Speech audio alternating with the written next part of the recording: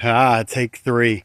This is why doing videos, it's so funny because you see the polished version. You don't see all the times it took them to do it. So anyway, I'm going to give you a quick overview of how we have our camper set up from all different directions. So I have our basket here. It carries 300 pounds. I have the generator and the gas can. Generator does gas and propane, 5,200 watts. It does run our air conditioner and all the stuff inside, so it does work well. I've got it hooked up, locked in. There's a lock on the back because we don't want this going nowhere. But I will tell you there's a lot of vibration. So we're going to have to try to figure out how to make that a little bit better.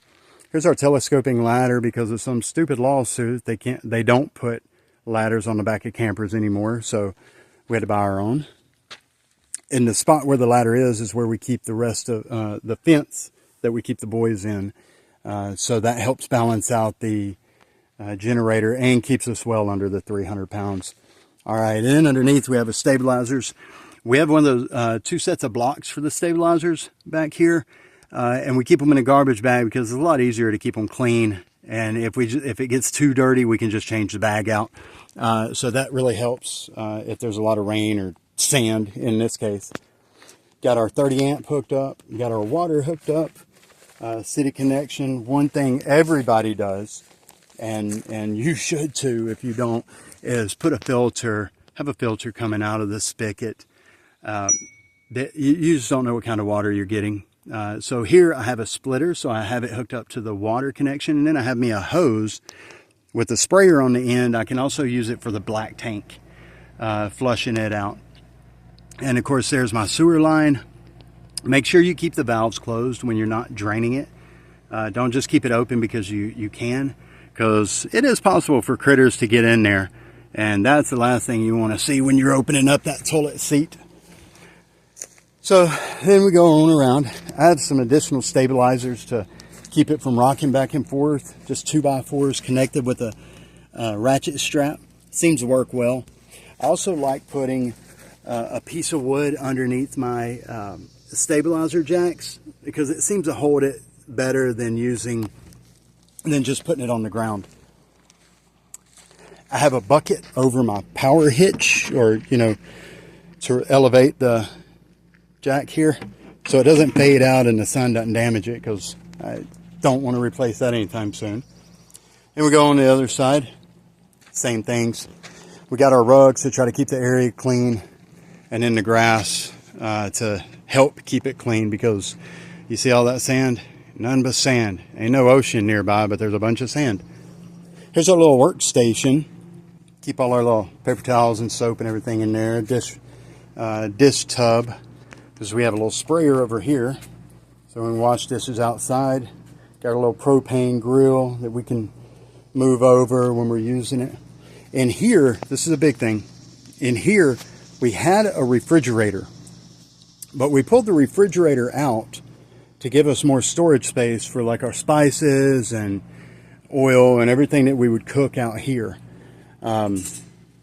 Also, the refrigerator out here worked on AC power, so you could not use it while you were driving. So you'd have to take everything out. So it wasn't like you had a second refrigerator. You just had an alternate refrigerator that you'd have to move stuff back and forth to. And we have a couple of plugs we can use for our fan or our wok or whatever the case. Then our garbage can, this is collapsible, so we can just zip it up, put our garbage in there. And then we have our fence, and this is a 24-inch fence. It's 24 by 24, and the dogs do really well with it. So do the cats, actually, and surprisingly. So anyway, we have the green AstroTurf grass to help protect everything and keep it looking nice. And then on the fence on the back side, we bought this attachment. You can see all the kids. Hey, there's Matilda and Mouthy Mayhem. But you can see here, you can put the rungs to be able to fit this back piece in there. Very convenient, very nice.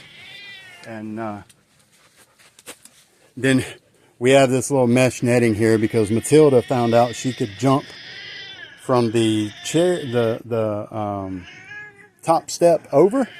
So we had to make it a little more inconvenient for her.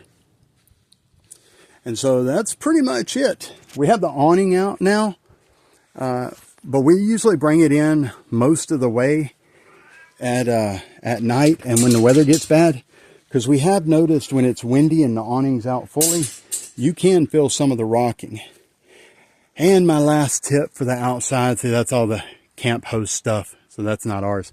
But my last tip is to get you a car cover, because all these pine trees drop sap and it is a booger to get off. So anyway, this is our outdoor setup.